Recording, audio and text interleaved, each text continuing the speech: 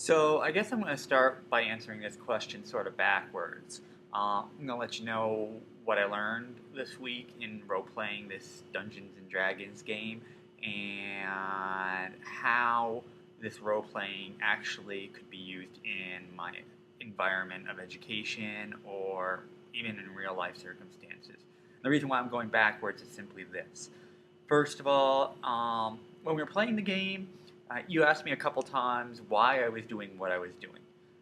Logically, what I was doing was not the most sense.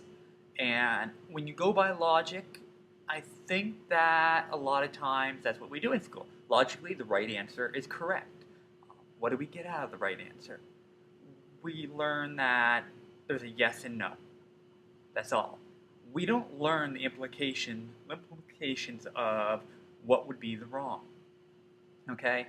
And little things like a small answer being wrong, like 2 plus 2 equals 5, that's not a huge deal, realistically.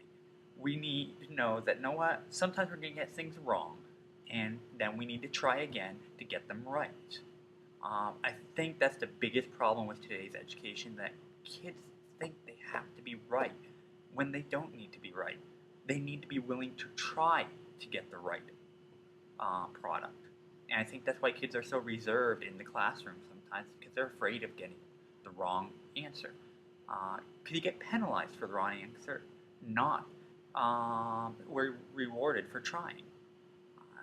And that leads into the fact that I figured, why not go and play a unlogical role-playing game?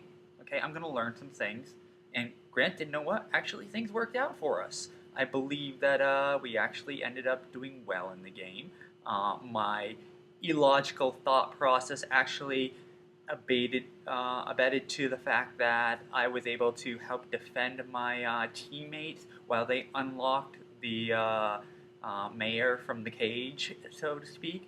And from this point on, the role-playing proved that sometimes logically, while it may be correct to go that way, it's not always the best route for us to learn something new and experience something new from that way.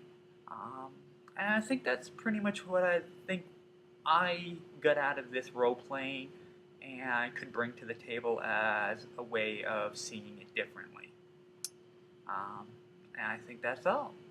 So let me close by saying thank you for listening to my podcast.